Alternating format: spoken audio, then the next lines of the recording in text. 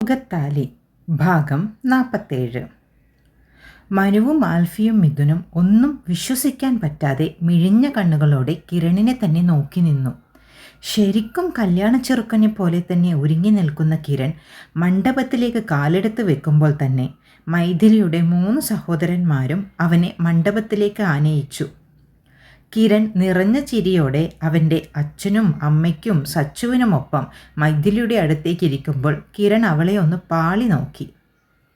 ചുറ്റും നടക്കുന്നതൊന്നും അറിയാതെ മിഴികൾ താഴ്ത്തി നിൽക്കുന്നവളെ കണ്ടപ്പോൾ കിരണിൻ്റെ ഉള്ളിലും നീര് പൊടിഞ്ഞു. അവൻ തലയുയർത്തി മോഹിത്തിനെ നോക്കിയപ്പോൾ അവൻ കണ്ണടച്ചു കാണിച്ചു.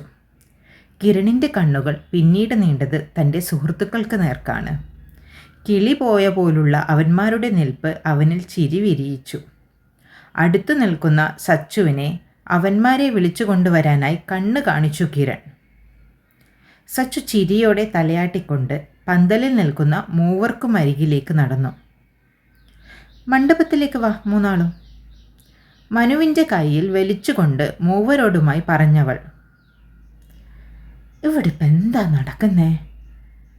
നിന്ന നിൽപ്പിൽ നിന്ന് അനങ്ങാതെയുള്ള മനുവിനെ കാണെ അവളും അവിടെ നിന്നു. കിരണേട്ടൻ്റെ കല്യാണം കണ്ടിട്ട് മനസ്സിലാവുന്നില്ലേ? സച്ചു കണ്ണു ചുരുക്കി നോക്കിക്കൊണ്ട് ഇടുപ്പിൽ 2 കൈയും കുത്തി നിന്നു.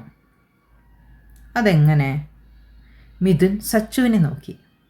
അത് സർപ്രൈസ്. ആർക്ക്? നിങ്ങൾക്കും മൈഥിലിക്കും, അല്ലാതെ ആർക്ക്? സച്ചു കണ്ണിറുക്കി കാണിച്ചുകൊണ്ട് ചിരിച്ചു. മൂവർക്കും അതൊട്ടുമേ പിടിച്ചില്ല. മണ്ഡപത്തിലിരിക്കുന്ന കിരൺ അവരെ ആകാംക്ഷയോടെ നോക്കി നിൽക്കുന്നതും അവരാ നിമിഷം കണ്ടു. നിനക്കിതറിയാമായിരുന്നോ? മനുവിൻ്റെ മുഖത്ത് ഗൗരവം നിറഞ്ഞു. അറിയാം. അപ്പോൾ ഞങ്ങൾ പൊട്ടന്മാർ അല്ലേ? എന്നാൽ പിന്നെ ചേട്ടനും അനിയത്തിയും കൂടി കല്യാണം ആഘോഷിക്ക്. ഞങ്ങൾ എന്തിനാ ഇവിടെ? മനു അവളോട് പറഞ്ഞുകൊണ്ട് ആൽഫിയെയും മിഥുനെയും നോക്കി. അങ്ങനെ പോയാൽ പിന്നെ പോയ വഴി തന്നെ പൊക്കോണം. ഞങ്ങളെ അന്വേഷിച്ച് വരരുത്. കിരണേട്ടൻ എത്ര കഷ്ടപ്പെട്ടിട്ടാണെന്നോ അവൻ്റെ പ്രേമത്തെ സ്വന്തമാക്കുന്നത്. നിങ്ങൾക്കൊക്കെ എല്ലാം ഈസിയായി കിട്ടിയതല്ലേ? ഇന്ന് ഈ നിമിഷം വരെ അത് പുറത്തു പറയാനുള്ള അവകാശം കിരണേട്ടനില്ലായിരുന്നു. എന്നിട്ടും ആൾ എന്നോട് പറഞ്ഞു. നിങ്ങളോട് മറച്ചു വെക്കുന്നതിൻ്റെയും മൈഥിലിയെ വേദനിപ്പിക്കുന്നതിൻ്റെയും ഒക്കെ സങ്കടം പറഞ്ഞ് ആൾ ഒത്തിരി വിഷമിച്ചതാ. ഞാനാ പറഞ്ഞേ സാരില്ല, എല്ലാം നല്ലതിനല്ലേ, ഞങ്ങളൊക്കെ എന്തിനും കൂടെ ഉണ്ടാവുമെന്ന്. എന്നിട്ടിപ്പോൾ കണ്ടോ 3 എണ്ണവും പങ്കെടുക്കുന്നില്ലെന്ന് പറഞ്ഞു പോകാനൊരുങ്ങുന്നേ. സച്ചു സങ്കടത്തോടെ 3 പേരെയും നോക്കി. സച്ചു പറഞ്ഞത് കേൾക്കെ ഇടയിൽ എന്തൊക്കെയോ സംഭവിച്ചിട്ടുണ്ടെന്ന് അവർക്ക് മനസ്സിലായി. എന്നാൽ ഒന്നുമൊട്ട് ക്ലിയറുമല്ല. നീ ഇങ്ങനെ വാലും തലയും ഇല്ലാതെ പറഞ്ഞാൽ ഞങ്ങൾക്ക് എങ്ങനെ മനസ്സിലാവാനാ? മനു കണ്ണുരുട്ടി നോക്കി അവളെ. വാലും തലയും ഒപ്പിച്ച് പിന്നീട് വിശദമായി പറഞ്ഞു തരാം. മുഹൂർത്താവാറായി. പെങ്ങളെ അന്വേഷിക്കുന്നുണ്ടാവും അവിടെ. എനിക്ക് മുടിയുയർത്തി കൊടുക്കാനുള്ളതാ. എല്ലാവരും വാ, കിരണേട്ടൻ അവിടെ വെയിറ്റ് ചെയ്യുക. നമുക്ക് മൈഥിലിയുടെ എക്സ്പ്രഷനും കൂടി കാണാലോ. അവളുടെ ചേട്ടന്മാർ അവൾക്ക് നൽകുന്ന ഗിഫ്റ്റ് കാണുമ്പോഴുള്ള അവളുടെ ഭാവം അതൊന്ന് അടുത്ത് നിന്ന് തന്നെ എനിക്ക് കാണണം. സച്ചു വേഗം തിരിഞ്ഞ് മണ്ഡപത്തിലേക്ക് നടന്നു. സച്ചുവിൻ്റെ പുറകെ വരുന്ന മനുവിനെയും ആൽഫിയെയും മിഥുവിനെയും കണ്ടപ്പോഴാണ് കിരണിന് ആശ്വാസമായത്. കിരൺ അവരെ നോക്കി ചിരിച്ചെങ്കിലും 3 എണ്ണവും അവനെന്നൊരാളെ മൈൻഡ് പോലും ചെയ്യാതെ മണ്ഡപത്തിൽ കയറി നിന്നു. മുഹൂർത്ത സമയമായപ്പോൾ കിരൺ വിറയ്ക്കുന്ന കൈകളോടെ അവൻ്റെ അച്ഛൻ എടുത്തുകൊടുത്ത മഞ്ഞച്ചരടിൽ കോർത്ത താലി മൈഥിലിയുടെ കഴുത്തിൽ ചാർത്തി. സച്ചു അവനെ സഹായിക്കാൻ മൈഥിലിയുടെ മുടി പിന്നിൽ നിന്നും ഉയർത്തി. അവൻ്റെ കൈകൾ മൈഥിലിയുടെ സീമന്തരേഖയെ ചുമപ്പിച്ചു. എല്ലാവരും നിറഞ്ഞ സന്തോഷത്തോടെ അവരുടെ മേലെ പുഷ്പങ്ങൾ വർഷിച്ചു തുടങ്ങി. അപ്പോഴും മൈഥിലി മുഖമുയർത്തിയിട്ടില്ല. അവൾ ഇതൊന്നുമേ അറിയുന്നുണ്ടായിരുന്നില്ല. കണ്ണുകൾ മാത്രം തുളുമ്പാൻ തക്കവണ്ണം നിറഞ്ഞു തന്നെ നിന്നു. ആ നിമിഷം എന്തോ ഓർത്ത പോലെ മനുവിൻ്റെ കണ്ണുകൾ മൈഥിലിയിൽ നിന്ന് അവിടെ നിൽക്കുന്ന മോഹിത്തിലേക്ക് തിരിഞ്ഞു. നിറഞ്ഞ ചിരിയോടെ സഹോദരിയുടെ കല്യാണം കണ്ണിറയെ കാണുന്ന മോഹിത്തിൻ്റെ കൈവിരലുകളിൽ കോർത്ത് അവനിലേക്ക് ചേർന്ന് നിന്ന് ഒരു സുന്ദരൻ ചെക്കൻ കൂടിയുണ്ട് അവിടെ. ആ കാഴ്ച ഉള്ളിലുള്ള ചോദ്യത്തിൻ്റെ ഉത്തരം മനുവിന് നൽകി.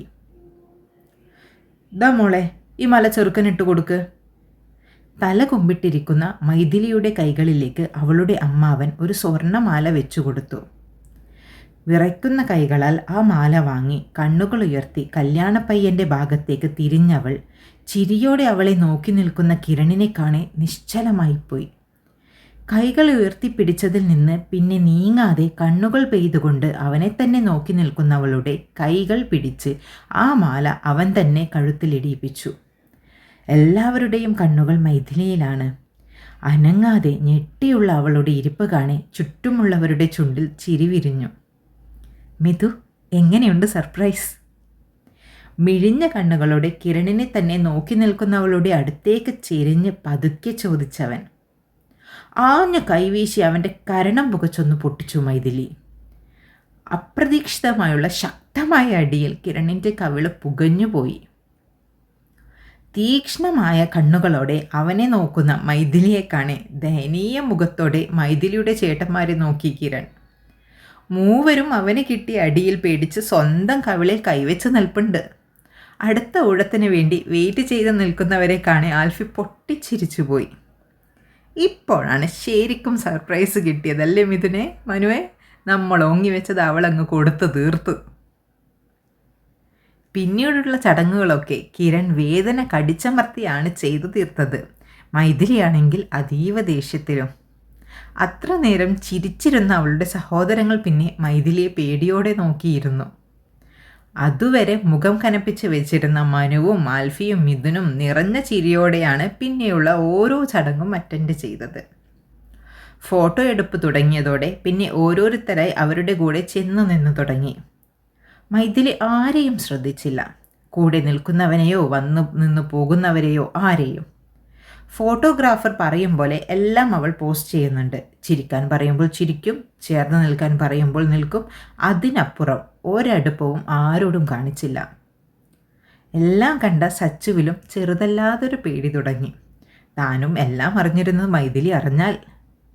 സച്ചുവിൻ്റെ കൈ അവളുടെ കവിളിലേക്ക് നീണ്ടു. എൻ്റെ കുഞ്ഞോൾക്ക് വേദനിക്കുന്നതുകൊണ്ട് മാത്രം നിനക്കുള്ള ഷെയർ തൽക്കാലം മാറ്റി വെക്കാൻ പറയാട്ടോ. കളിയോടെ സച്ചുവിൻ്റെ ചെവിയിൽ പറഞ്ഞുകൊണ്ട് മനു നിറഞ്ഞ ചിരിയോടെ അവളെ ചേർത്ത് നിർത്തി കിരണിനും മൈഥിലിക്കുമൊപ്പം ഫോട്ടോയ്ക്ക് പോസ്റ്റ് ചെയ്തു. ഡാ, ഇനി തല്ലിയ ഞാൻ ചത്തുപോകുവടാ. ആറ്റുനോറ്റ് കിട്ടിയ ആദ്യ രാത്രിയാ. അത് ആഘോഷിക്കാനെങ്കിൽ എന്നെ ബാക്കി വെക്കണം മറ്റവന്മാരെ. ആൽഫിയുടെ തോളിനുള്ളിലൂടെ തലചെരിച്ച് കിരൺ ദയനീയമായി അപേക്ഷിച്ചു. ആൽഫി അവൻ്റെ തല ഒന്നുകൂടെ ഇറുക്കെ പിടിച്ചു. കുനിഞ്ഞു നിൽക്കുന്ന കിരണിൻ്റെ പുറത്തിപ്പോൾ തബല കൊട്ടിക്കൊണ്ടിരിക്കുന്നത് മിഥുനാണ്. മനു തൊട്ടടുത്ത് തന്നെ അവൻ്റെ സെക്കൻഡ് റൗണ്ട് അവസരം കാത്തു നിൽപ്പുണ്ട്. ഇനിയെങ്കിലും ഞാൻ പറയുന്നൊന്ന് കേൾക്കടാ. സത്യമായും നിങ്ങളെ പറ്റിക്കണമെന്നൊന്നും ഞാൻ കരുതിയിട്ടില്ല. ഇനി ഇടിക്കല്ലടാ മിഥുനെ. കിരണിൻ്റെ ശബ്ദം കെഞ്ചലോടെ നേർത്തുപോയി. നിർത്താം അല്ലേ? മിഥുൻ ആൽഫിയെയും മനുവിനെയും നോക്കി. മനു തലയാട്ടിയതോടെ ആൽഫി കിരണിൻ്റെ പിടിവിട്ടു. കിരൺ ചെറിയ ഞരങ്ങളോടെ പതുക്കെ നടുവിന് കൈകൊടുത്തുകൊണ്ട് നിവർന്നു നിന്നു. ആ മങ്ങിയ വെളിച്ചത്തിലും അവൻ കണ്ടു ഗൗരവത്തോടെ അവരെ നോക്കുന്ന മൂവരെയും. കിരൺ ഒരു ഇളിഭ്യച്ചിരിയോടെ അവന്മാരുടെ അടുത്തുള്ള കസേരയിലിരുന്നു. രാത്രി അവൻ്റെ കല്യാണം പ്രമാണിച്ച് വെള്ളമടിച്ച് ആഘോഷിക്കാമെന്നും പറഞ്ഞ് കിരണിൻ്റെ വീടിൻ്റെ ബാക്ക് സൈഡിലുള്ള മരത്തിന് കീഴെ കൂട്ടിക്കൊണ്ടുവന്നതാ മൂവരും. പിന്നെ കുറേ നേരത്തേക്ക് വെടിക്കെട്ടായിരുന്നു. വെടിയും പുകയും ഇപ്പോഴാ കഴിഞ്ഞത്. പറ, എപ്പോൾ തുടങ്ങി നിനക്ക് മൈഥിലിയോടുള്ള ഇഷ്ടം? മിഥുൻ ചോദിച്ചുകൊണ്ട് കിരണിനെ നോക്കി. മനുവിൻ്റെയും ആൽഫിയുടെയും ഒക്കെ നോട്ടം അവനിലേക്കാണ്. എല്ലാവർക്കും അറിയേണ്ടത് അത് തന്നെ. നമ്മൾ മാളിൽ വെച്ച് മൈഥിലിയെ കാണുന്നതിന് മുൻപ് എനിക്ക് അവളെ അറിയായിരുന്നു. ബിടെക് കഴിഞ്ഞ ശേഷം ഞാനൊരു 6 മാസം ഹൈദരാബാദിൽ വർക്ക് ചെയ്തില്ലേ. അന്ന് അവിടെ ഓഫീസിൽ വെച്ച് എനിക്ക് കിട്ടിയ സുഹൃത്താണ് മോഹിത്ത്. ഗേ ആണെന്ന തിരിച്ചറിവിൽ വീട്ടുകാർ ഒറ്റപ്പെടുത്തിയപ്പോൾ അതിൽ നിന്നൊരു രക്ഷയ്ക്കെന്ന പോലെ അവരുടെ ബിസിനസ് ഒക്കെ വേണ്ടെന്ന് വെച്ച് വന്നതായിരുന്നു അവൻ. എൻ്റെ കൂടെ തന്നെയാണ് താമസിച്ചതും. വീട്ടുകാരെ ഒക്കെ ആദ്യം പിരിഞ്ഞു നിൽക്കുന്നവന് ആദ്യമൊക്കെ വല്ലാതെ സങ്കടമായിരുന്നു. അവന് ഏറ്റവും സങ്കടം കുഞ്ഞനുജത്തിയെ വിട്ടുപിരിഞ്ഞു നിൽക്കുന്നതാണ്. അവന് വേണ്ടി ആ വീട്ടിൽ അമ്മയോടും ഏട്ടന്മാരോടും ഏട്ടത്തിമാരോടൊക്കെ വാദിച്ചവളും അവളാണ്. എന്നും കുഞ്ഞേട്ടനെ വിളിച്ചു സങ്കടം പറയുന്ന അവൻ്റെ മിതൂട്ടിയെ പോകെ പോകെ എനിക്കും ഇഷ്ടമായി തുടങ്ങി. മോഹിത്തിനാണെങ്കിൽ എന്നും മൈഥിലിയെക്കുറിച്ച് പറയാനേ സമയമുള്ളൂ. നേരിട്ട് കണ്ടില്ലെങ്കിലും മോഹിത്തിൻ്റെ വാക്കുകളിലൂടെ അവൻ കാട്ടിത്തന്ന ഫോട്ടോയിലൂടെയൊക്കെ അവൾ എൻ്റെ മനസ്സിലേക്ക് പതിഞ്ഞു തുടങ്ങിയിരുന്നു. മൈഥിലിയുടെ കഠിനമായ പരിശ്രമത്തിലൂടെ മോഹിത്തിനെ അംഗീകരിക്കാൻ അവരുടെ വീട്ടുകാർ തയ്യാറായി. അപ്പോഴും അവനൊരു പാർട്ട്ണർ ഉണ്ടെന്ന് മാത്രമേ എന്നോടും മൈഥിലിയോടും അവൻ പറഞ്ഞിട്ടുള്ളൂ. ആൾ ആരാണെന്ന് അവളോടും പറഞ്ഞില്ല. അവൻ്റെ കുടുംബത്തിൽ തന്നെയുള്ള കുട്ടിയാണ് ദേവിക്ക്. അന്നവൻ ഡിഗ്രി ഫസ്റ്റ് ഇയറാണ്. കുഞ്ഞു ചെക്കൻ. പുറത്തിറങ്ങാൽ അത് ആ സമയത്ത് വലിയ കുടുംബ പ്രശ്നമാകുമെന്നുള്ളത് കൊണ്ട് ആളെ മൈഥിലിയോട് പോലും പറയാതെ രഹസ്യമാക്കി വെച്ചിരുന്നു അവൻ. അതുകൊണ്ടാണ് അന്ന് മനുവിൻ്റെ ഫ്ലാറ്റിൽ വെച്ച് എൻ്റെയും മോഹിത്തിൻ്റെയും അടുപ്പം കണ്ടപ്പോൾ അവൾ എന്നെ തെറ്റിദ്ധരിച്ചത്. മോഹിത്ത് തിരിച്ച് അവൻ്റെ ബിസിനസ്സിലേക്ക് തന്നെ പോയപ്പോൾ പിന്നെ അവിടെ നിൽക്കാൻ എനിക്ക് തോന്നിയില്ല. അപ്പോഴാണ് മനു അവൻ്റെ പുതിയ കമ്പനിയിലേക്ക് വിളിക്കുന്നത്. എല്ലാം കെട്ടിപ്പൊട്ടി പാർസലാക്കി ഞാനും നാടുപിടിച്ചു. ഇവൻ്റെ കൂടെ അല്പസ്വല്പം കോഴിത്തരമൊക്കെയായി നടന്നെങ്കിലും ഉള്ളിൽ മൈഥിലി ഒരു ഇഷ്ടമായി അങ്ങനെ തന്നെ നിലകൊണ്ടു. അങ്ങനെ ഇരിക്കുമ്പോഴാണ് ഒരു ദിവസം മാളിൽ വെച്ച് ഞങ്ങൾ മൈഥിലിയുമായി കൂട്ടിയെടുക്കുന്നത്. അത് മോഹിത്തിൻ്റെ സിസ്റ്ററാണെന്ന തിരിച്ചറിവിൽ ഞാൻ അനുഭവിച്ചൊരു സന്തോഷമുണ്ടല്ലോ, പറഞ്ഞറിയിക്കാൻ പറ്റില്ല. പക്ഷേ ആ സന്തോഷത്തിന് വെറും നിമിഷങ്ങളുടെ ആയുസേ ഉണ്ടായിരുന്നുള്ളൂ. മനുവിന് അവളെ ഇഷ്ടമാണെന്ന് പറഞ്ഞു. ലവ് ഇറ്റ് ഫസ്റ്റ് ആയിട്ടാണെന്ന് പറഞ്ഞു. അവളെ മാത്രം മതി ലൈഫിലെന്ന് പറഞ്ഞു. അവളല്ലാതെ വേറൊരു പെണ്ണില്ലെന്ന്. ഞാനാകെ തകർന്നു പോയടാ സമയം. ആത്മാർത്ഥ സുഹൃത്തിനോടുള്ള ഇഷ്ടത്തിന് മുകളിൽ ഞാനന്ന് പകച്ചുപോയി. എന്നാലും എല്ലാം അവനോട് തുറന്നു പറയാമെന്ന് വിചാരിച്ചു. പക്ഷേ അതിന് നോക്കുമ്പോഴേക്കും മനു അവളുടെ പുറകെ നടന്നു തുടങ്ങിയിരുന്നു. അവളും അത് ശ്രദ്ധിച്ചു തുടങ്ങിയെന്ന് അവളുടെ കണ്ണിലും തിരിച്ചൊരടുപ്പം കണ്ടു തുടങ്ങിയതും തുറന്നു പറയാൻ പറ്റാത്ത വിധം അതിനെ പിന്നോട്ട് പിൻവലിച്ചു. പരസ്പരം സ്നേഹിക്കുന്നവർക്കിടയിലേക്ക് പോകേണ്ടെന്ന് ബുദ്ധി പറഞ്ഞെങ്കിലും മനസ്സ് അവളുടെ നഷ്ടത്തിൽ വേദനിച്ചു കൊണ്ടേയിരുന്നു. അതിനിടയിൽ മൈഥിലിയുടെ പ്രപ്പോസലുമായി എന്നെ ഒരു ദിവസം മോഹിച്ച് വിളിച്ചു. അവൻ്റെ അളിയനാകാമോ എന്ന് ചോദിച്ച്. ഞാൻ ആകെ വിഷമിച്ചു പോയടാ ആ സമയം. എന്നിട്ടും ഞാൻ വേറൊരാളുമായി ഇഷ്ടത്തിലാണെന്ന് പറഞ്ഞ് ആ പ്രപ്പോസൽ റിജക്റ്റ് ചെയ്തു. പക്ഷെ അത് പറയുമ്പോൾ എൻ്റെ നെഞ്ച് പൊട്ടിപ്പോയടാ. എന്തോരം വേദനിച്ചെന്നോ എനിക്കെന്ന്. പിന്നെയും കുറേ സമയമെടുത്തു മൈഥിലി എന്ന പ്രണയത്തെ ഉള്ളിൽ കുഴിച്ചു മൂടാൻ. അവസാനം കഷ്ടപ്പെട്ട് അവളെ സുഹൃത്തിൻ്റെ കാമുകി മാത്രമായി കണ്ടു തുടങ്ങിയപ്പോഴാണ് ഇവൻ സച്ചുവിനെ കല്യാണം കഴിച്ചു കൊണ്ടുവരുന്നത്. അന്നെനിക്കുണ്ടായൊരു സന്തോഷമുണ്ടല്ലോ എൻ്റെ മക്കളെ. 2 കുപ്പിയാണ് ഞാനന്ന് തീർത്തത്. വിടർന്ന ചിരിയോടെ കിരണത് പറയുമ്പോൾ മനു ദേഷ്യത്തോടെ അവനെ നോക്കി. ആദ്യം തന്നെ ഒരു വാക്ക് തന്നോട് പറഞ്ഞില്ലാലോ എന്ന സങ്കടം അവനുള്ളിൽ നിറഞ്ഞു. എനിക്ക് വേണ്ടി അവൻ്റെ പ്രണയം കുഴിച്ചു മൂടുമ്പോൾ കിരൺ എത്രത്തോളം വേദനിച്ചിരിക്കുമെന്ന ചിന്തയിൽ മനുവിൻ്റെ കണ്ണിൽ മിഴിനീര് പൊടിഞ്ഞു. മനുവിൻ്റെ നെഞ്ചകം വിങ്ങിപ്പോയി. എന്നിട്ട് ആൽഫി ഒരു നെടുവീർപ്പെടുത്തുകൊണ്ട് ചോദിച്ചു. ക്ലാസ്സിലും പുറത്തുമൊക്കെ വെച്ച് ഇവരെ തേടിയെത്തുന്ന മൈഥിലിയുടെ കണ്ണുകൾ കാണേ ആ സന്തോഷവും ആവിയായിപ്പോയടാ. പിന്നെയും ഞാൻ എല്ലാം ആക്സെപ്റ്റ് ചെയ്ത് മുൻപോട്ട് പോകുമ്പോഴാണ് അവൾക്ക് ഇവനെയല്ല എന്നെയാണ് ഇഷ്ടമെന്ന് പറയുന്നത്. അവൾ നോക്കിയത് മുഴുവൻ മനുവിനെയല്ല അവൻ്റെ കൂടെ നടന്ന എന്നെയാണെന്ന് മനസ്സിലാകുന്നത്. ശരിക്കും ഞാനന്ന് വണ്ടറടിച്ചു പോയടാ.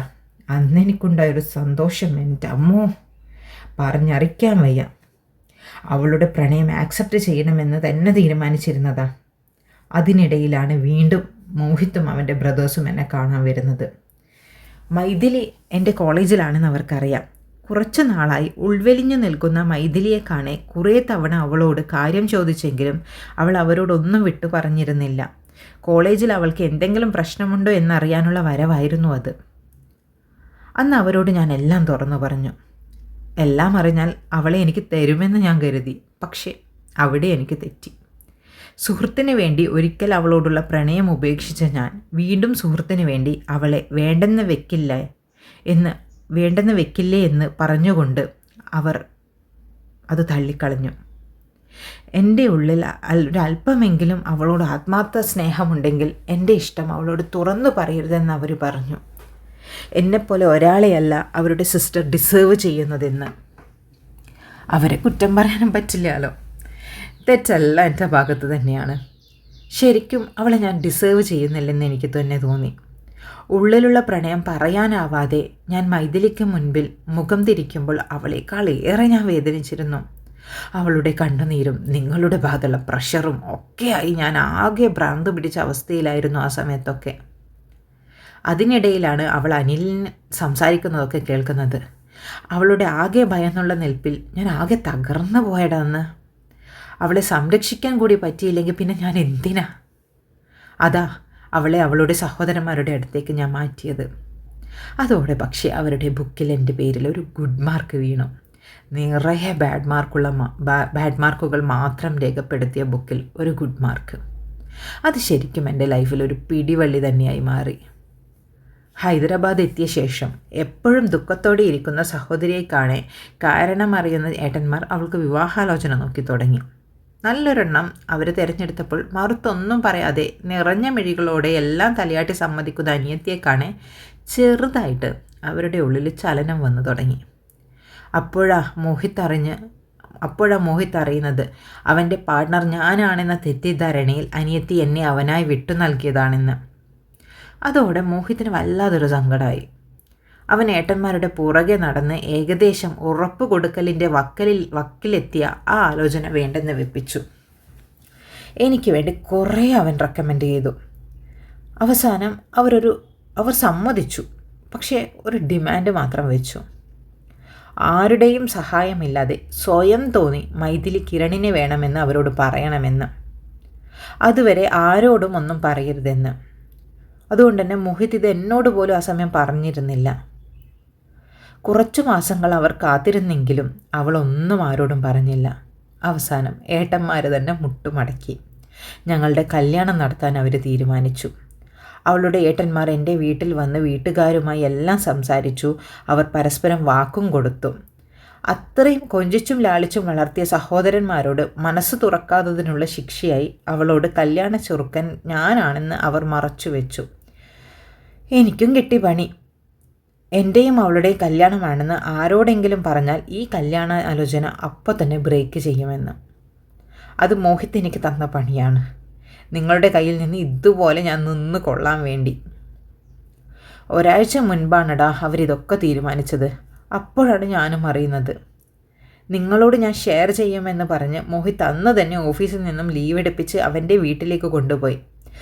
ഒരേ ഒരു അളിയനായി എന്നെക്കൊണ്ട് ഇന്ന് രാവിലെ മുഹൂർത്തത്തിൻ്റെ അരമണിക്കൂർ വരെ അവൻ അടിമപ്പണി ചെയ്യിപ്പിച്ചടാ. അവൻ്റെ പെങ്ങളെ ഞാൻ ആദ്യം വേണ്ടെന്ന് വെച്ചതിനുള്ള ശിക്ഷയാണ് പോലും.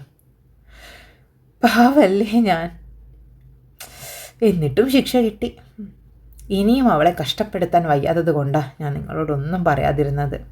അതല്ലാതെ ഞാൻ വേറെ ഒന്നും ചെയ്തില്ലടാ. ദയനീയ ഭാവത്തോടെ അവൻ്റെ പ്രേമകഥ വിശദീകരിച്ചു തീരുമ്പോൾ നിനക്കിതൊന്നും കിട്ടിയാൽ പോരാ എന്ന ഭാവത്തിലാണ് 3 പേരും. അല്ല, ആരോടും പറയരുതെന്ന് പറഞ്ഞിട്ട് നീ പിന്നെ എന്തിനാ സച്ചുവിനെ മാത്രം അറിയിച്ചേ? മനു ഇത്തിരി കുശുമ്പോടെ കിരണിനെ നോക്കി. നിങ്ങളുടെ ഇടിയും കുത്തുമൊക്കെ എനിക്ക് സഹിക്കാം. പക്ഷെ സച്ചു പിണങ്ങിയാൽ അതിഭീകരമാണ് മോനെ, അതിഭീകരം. അനുഭവസ്ഥന് ഞാൻ പ്രത്യേകം പറഞ്ഞു തരേണ്ടതില്ലല്ലോ.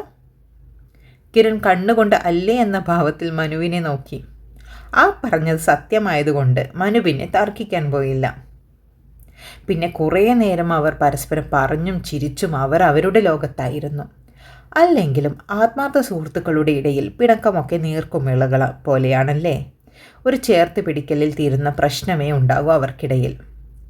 എല്ലാവരും അന്ന് പിരിയാൻ ഏറെ വൈകി. ഏറ്റവും അവസാനമാണ് മനുവും സച്ചുവും പോയത്. എൻ്റെ ആദ്യ രാത്രി എനിക്ക് ആഘോഷിക്കണമെടാ എന്നും പറഞ്ഞ് എല്ലാത്തിനെയും ഓടിച്ചു വിട്ടു എന്ന് പറയുന്നതാവും ശരി. സച്ചു പോകുന്നതിന് മുൻപ് അവൾ മൈഥിലിയെ മുറിയിലാക്കി കൊടുത്തിരുന്നു. കിരൺ ഡോർ തുറന്ന് ഉള്ളിലേക്ക് കയറുമ്പോൾ കണ്ടു അരണ്ട വെളിച്ചത്തിൽ അവൻ്റെ ബെഡിൽ പുറംതിരിഞ്ഞു കിടക്കുന്ന മൈഥിലിയെ. അവളുടെ ഏട്ടന്മാരോട് ഈ നിമിഷം വരെ മിണ്ടിയിട്ടില്ല അവൾ. തന്നോടും ഉണ്ടാകും ആ പിണക്കം. അതൊക്കെ ഈ രാത്രി കൊണ്ട് തന്നെ മാറ്റിയെടുക്കണം. പാവമാണ്, നിഷ്കളങ്കയാണ്. ഒരു തുറന്നു പറച്ചിലിൽ തന്നെ എല്ലാം ക്ഷമിക്കാൻ കഴിവുള്ളവളാണ്. ഇന്ന് ഉള്ളിലുള്ളതെല്ലാം തുറന്നു പറഞ്ഞ് അവനുള്ളിൽ കെട്ടിപ്പൂട്ടി വെച്ച സ്നേഹം മുഴുവൻ അവളിലേക്ക് പകർന്ന് ഇന്ന് വരെ നൽകിയ എല്ലാ വേദനകൾക്കും മുകളിൽ അവളെ സ്നേഹം കൊണ്ട് സന്തോഷിപ്പിക്കണമെന്നവൻ തീരുമാനിച്ചു. അവളെ കാണും തോറും ഉള്ളിൽ സ്നേഹം തിങ്ങി നിറഞ്ഞവന്. എന്തോരം അവൻ ആഗ്രഹിച്ച പെണ്ണ! കൈവിട്ടു പോയെടുത്തു നിന്ന് തിരിച്ചു പിടിച്ചു കൊണ്ടുവന്ന് സ്വന്തമാക്കിയവൻ്റെ സന്തോഷം അത് അടക്കാനാവാത്ത വിധം പുറത്തേക്ക് തെറിക്കുന്നുണ്ട്. നിറഞ്ഞ സന്തോഷത്തോടെ വിരിഞ്ഞ ചിരിയോടെ ഡോറ് ലോക്ക് ചെയ്ത് മൈഥിലിയുടെ അടുത്തേക്ക് വന്നിരുന്നു.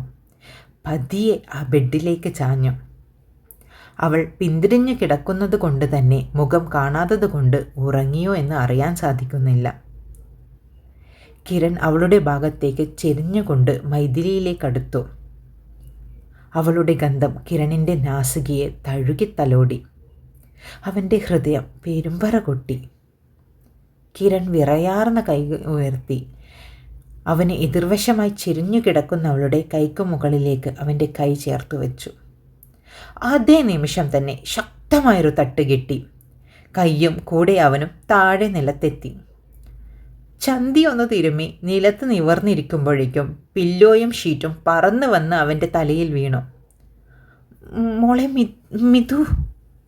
തലയിൽ കിരീടം ചൂടിയവയെ തട്ടിമാറ്റി കിരൺ മുട്ടുകുത്തിയിരുന്നു കൊണ്ട് ബെഡിൽ കിടക്കുന്ന മൈഥിലിയെ തൊട്ടു വിളിച്ചു.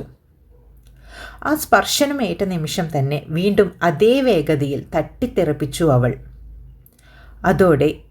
അതോടൊപ്പം മൈഥിലി ചാടി എഴുന്നേറ്റു. ചുവന്ന കണ്ണുകളുടെ അവനെ ദഹിപ്പിക്കും വിധം നോക്കി. ഞാനൊന്ന് പറഞ്ഞു. അവളുടെ ചുണ്ടിൽ മിണ്ടരുതെന്ന രീതിയിൽ വിരൽ വെച്ചവൾ. അവിടെ കിടന്നോണം. എന്നോട് മിണ്ടാനോ അടുപ്പം കൂടാനോ തൊടാനോ വന്നാൽ. വിരൽ ചലിപ്പിച്ച് ഭീഷണിയോടെ പറഞ്ഞുകൊണ്ട് ബെഡിലേക്ക് ദേഷ്യത്തോടെ തിരിഞ്ഞു കിടന്നു. കിരണിൻ്റെ കണ്ണുകൾ രണ്ടും തുറിച്ചു വന്നു. എല്ലാം കൃത്യമായി ഗ്രഹിച്ചപ്പോൾ അവനൊരു ദീർഘശ്വാസം മുതിർന്നു വിട്ടു. അങ്ങനെ പവനായി ശവമായി. പുതപ്പെടുത്ത് വിരിച്ച് നിലത്ത് കിടക്കുന്നവൻ സ്വയം പറഞ്ഞുപോയി. തുടരും. അപ്പോൾ കഥ അതിൻ്റെ അവസാന ഭാഗത്തേക്ക് എത്തിയിരിക്കുകയാണ്. ഇനി ഒരു പാർട്ട് കൂടിയുള്ളൂ. അടുത്ത പാർട്ടോട് കൂടി നമ്മുടെ നിയോഗത്താലി ഇവിടെ അവസാനിക്കുന്നതാണ്. കഥയെക്കുറിച്ചും കഥ എഴുതിയതിനെക്കുറിച്ചും ഒക്കെ അഭിപ്രായങ്ങൾ നിങ്ങൾക്ക് പറയാം. നിങ്ങളുടെ കമൻറ്റുകൾക്കായി ഞാൻ കാത്തിരിക്കുകയാണ്. വീണ്ടും അടുത്ത ഭാഗവുമായി നാളെ വരാം.